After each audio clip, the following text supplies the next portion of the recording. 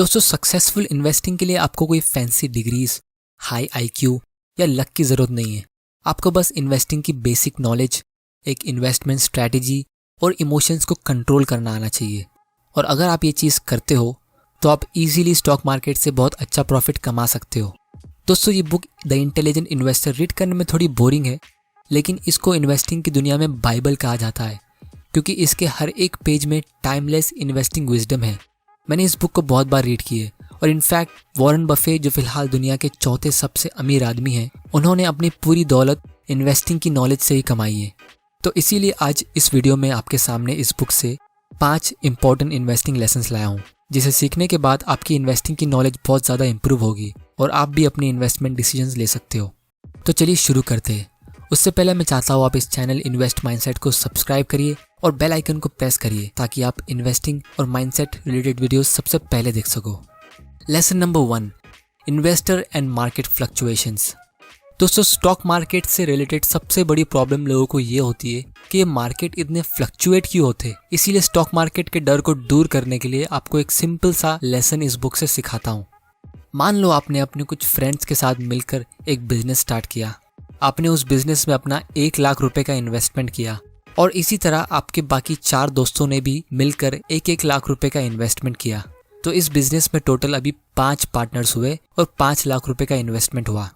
अब मान लो कुछ साल गुजर गए और आप लोगों का बिजनेस सक्सेसफुली चलने लगा, लेकिन यहाँ पे आपका एक बिजनेस पार्टनर है जो आपके पास रोज आता है और आप जब भी सुबह सुबह अपने एकदम ठंडे दिमाग में चाय के मजे लेते हो, वो टाइम पे आपका ये फ्रेंड आपके पास आता है और आपको एक प्राइज ऑफर करता है ताकि आप अपना पार्टनरशिप उसे बेच दो और आप इस बिजनेस से हट जाओ, या फिर आप चाहो तो और ज़्यादा इन्वेस्टमेंट करके इस बिजनेस का एक बड़ा हिस्सा खरीद लो।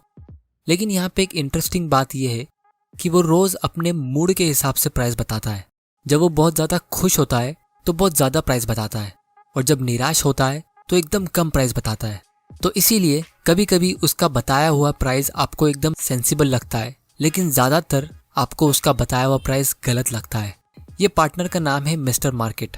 तो दोस्तों, अगर आप स्मार्ट हो तो ऐसे बिजनेस पार्टनर के साथ आप क्या करोगे?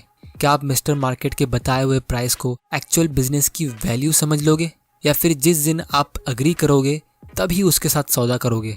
या फिर उससे अच्छा और ऑप्शन मैं बताता हूँ, जब वो खुशी के मारे बहुत ज़्यादा प्राइस कोट करता है, जैसे 1 लाख की वैल्यू की जगह वो 1 करोड़ बताता है, तो आप उस दिन उसके साथ अपना हिस्सा बेचने की डील करोगे। और जिस दिन वो डर के या निराश होके एकदम सस्ता प्राइस कोट करता है, जैसे 1 लाख की जगह 50,000, तो आप उस दिन उससे ज़्यादा खरीदोगे। लेकिन बाकी सारे टाइम आपकी समझदारी इसी में होगी कि आप उसके रोज़ के बताए हुए प्राइस को इग्नोर करो, क्योंकि दोस्तों जब आप उसके प्राइस को इग्नोर करते हो तो वो बिल्कुल भी बुरा नहीं मानता।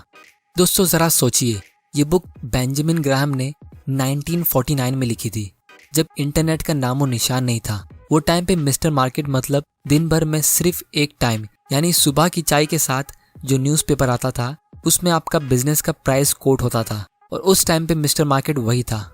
लेकिन आज हर एक सेकंड में प्राइस चेंज होता है और मिस्टर मार्केट बहुत ही ज़्यादा नॉटी हो गया है, और इसीलिए बेंजामिन ग्राहम की ये लॉजिक आज उस दिन से ज़्यादा एप्लीकेबल है। इसीलिए इस चैप्टर से आपको एक सबसे इम्पोर्टेंट लेसन सीखने मिलता है, वो ये कि प्राइस और वैल्यू दोनों अलग अलग चीज़ होती है और कभी कभी इनमें बहुत ज़्यादा फ़र्क होता है, क्योंकि प्राइस इज़ वॉट यू पे, value is what you get. आपको प्राइस पे सिर्फ तभी फोकस करना है जब आप कोई ट्रांजैक्शन करते हो। बाकी टाइम आपको उस बिजनेस से क्या वैल्यू मिलती है, आपको सिर्फ उसी पे फोकस करना है। Lesson number 2, investment versus speculation. दोस्तों, मैक्सिमम इन्वेस्टर स्टॉक मार्केट में सिर्फ स्पेकुलेशन करते हैं। जब भी कोई स्टॉक खरीदता है तो हम उसे फॉरेन इन्वेस्टर का दर्जा देते हैं, फिर भले उसने इन्वेस्टमेंट से पहले कोई रिसर्च की हो या नहीं, और इसीलिए ज़्यादातर लोग स्टॉक मार्केट में लॉस खा के बैठते हैं। और इसका कारण ये होता है कि जब वो स्पेकुलेशन से प्रॉफिट्स कमाते हैं तो वो और ज़्यादा पैसे लगाते हैं, तब तक जब तक वो सबक ना सीख ले। लेकिन दोस्तों, अगर आप सच में इन्वेस्टिंग करो तो आपका लॉस होने का चांसेस बहुत ही कम है, जो इस वीडियो के एंड होते ही आपको खुद समझ में आ जाएगा। क्योंकि बेंजामिन ग्राहम के हिसाब से इन्वेस्टिंग का मतलब होता है an investment operation in which upon thorough analysis promises safety of principal and an adequate return. Operations not meeting any of these criteria are speculation. अगर आपको ये डेफिनेशन नहीं समझी तो मैं आपको इसको डिटेल में समझाता हूँ। दोस्तों, इस स्टेटमेंट में 3 चीज़ें ध्यान देने वाली है। सबसे पहला, थोरो एनालिसिस, मतलब आपको इन्वेस्ट करने से पहले एटलीस्ट उसके बिजनेस के बारे में रिसर्च करनी चाहिए। एनालिसिस में 3 चीज़ें देखनी पड़ती है, quality of business, quality of management और वैल्यूएशन। इन सब के ऊपर मैं एक डिटेल में वीडियो बनाऊंगा, तो आप चैनल को सब्सक्राइब जरूर कर लेना और बेल आइकन को प्रेस कर देना ताकि आप ये इंपॉर्टेंट वीडियोस मिस ना कर दो। दोस्तों, दूसरा और सबसे इम्पॉर्टेंट पॉइंट इस स्टेटमेंट का ये है, सेफ्टी ऑफ प्रिंसिपल। अगर आप किसी रोड में चलते इंसान से पूछो कि वो स्टॉक में इन्वेस्ट क्यों नहीं करता, तो लोग कहेंगे प्रिंसिपल की सेफ्टी नहीं है, आपका पैसा सेफ ही नहीं है। यानी जो आप पैसा इन्वेस्ट करते हो, आपको वो पैसा ही खुद इसमें सेफ नहीं लगता है, तो प्रॉफिट तो बहुत दूर की बात है। लेकिन बेंजामिन ग्राहम के हिसाब से आपको इन्वेस्टमेंट तभी करो जब आपको उसमें प्रिंसिपल सेफ दिखता हो। अब ये कैसे होगा, ये चीज़ इस वीडियो के एंड होने से पहले आपको समझ में आ जाएगी। और दोस्तों, मेरे हिसाब से आपका सबसे पहला फोकस स्टॉक मार्केट इन्वेस्टिंग में ये नहीं होना चाहिए कि आप पैसे कैसे कमाएं, बल्कि ये होना चाहिए कि आप पैसे कैसे ना गंवाएं। और इस स्टेटमेंट में तीसरी और सबसे इम्पॉर्टेंट बात यह है कि बेंजामिन ग्राहम हमें कह रहे हैं हमें एडिक्वेट रिटर्न्स मिलना चाहिए। यानी सेफ्टी ऑफ प्रिंसिपल के साथ हमें इतनी एश्योरिटी होनी चाहिए कि हमारा पैसा हमें एटलीस्ट एफडी या कोई दूसरे इन्वेस्टमेंट से अच्छा रिटर्न दे, वरना हम इतना रिस्क क्यों लें। तो ये डेफिनेशन का ओवरऑल मतलब ये होता है कि आपको बिजनेस की अंडरस्टैंडिंग होनी चाहिए, आपको इतनी एश्योरिटी होनी चाहिए कि आपका पैसा सेफ है, प्लस आपको ये पता होना चाहिए कि आपको अपना रिटर्न्स कब और कितना मिलेगा, वरना operations not meeting any of this requirements are speculation. Benjamin Graham कहते हैं कि अगर आपको स्पेकुलेशन करना ही है तो आपको उसके लिए एक सेपरेट अकाउंट बनाना चाहिए, उसमें एक एलोकेशन कर दो, यानी 10%, उससे ज़्यादा आप स्पेकुलेशन नहीं करोगे, और बाकी का 90% आपकी जो सेविंग्स है आप उसको सिर्फ और सिर्फ इन्वेस्टिंग के लिए ही रखोगे। Lesson number 3, investor and inflation. Inflation, इसकी कौन चिंता करता है, लेकिन बेन ग्राहम ने यहाँ पे इस चैप्टर को ऐड किया है किसी वजह से। ये टॉपिक इन्फ्लेशन की हम इंडियंस के लिए और बहुत ज़्यादा इंपॉर्टेंट है, क्योंकि जैसा आप इस फोटो में देख सकते हो 1970 से अभी तक यूएसए का इन्फ्लेशन काफ़ी कंट्रोल हो गया है, लेकिन इंडिया का इन्फ्लेशन 7 से 8% पर ईयर का होता है। मतलब जो इंडियंस पैसा इन्वेस्ट नहीं करते तो वो लोग ज़्यादा स्पीड में पैसा खो रहे हैं, और जो एफडी वगैरह में इन्वेस्ट करते हैं जिसमें हमें 7 से 8% का रिटर्न मिलता है, उनको तो कोई इन्वेस्टमेंट पे रिटर्न मिल रहा ही नहीं है, क्योंकि उनकी पैसे की परचेसिंग पावर तो उतनी ही है। और दोस्तों, लोगों को इसकी चिंता इसलिए नहीं होती क्योंकि आपको इसका लॉस दिख नहीं रहा।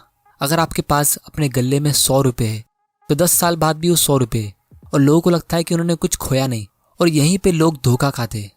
लेकिन सिर्फ 7% के हिसाब से 10 साल में उसकी वैल्यू आधी हो जाएगी।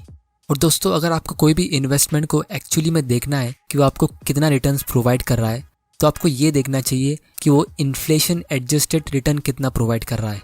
और अगर आप महंगाई को काउंट करते हो तो आपको फिक्स डिपॉजिट से कुछ भी नहीं मिल रहा है। Lesson number 4, stock selection for defensive investor. Benjamin Graham ने यहाँ पे एक डिफेंसिव इन्वेस्टर के लिए स्टॉक सिलेक्शन करने का क्राइटेरिया बताया। वो ये है, adequate size of an enterprise. मतलब आपको लार्ज कंपनीज में इन्वेस्ट करना चाहिए, क्योंकि छोटी और न्यू कंपनीज ज़्यादा रिस्की होती है।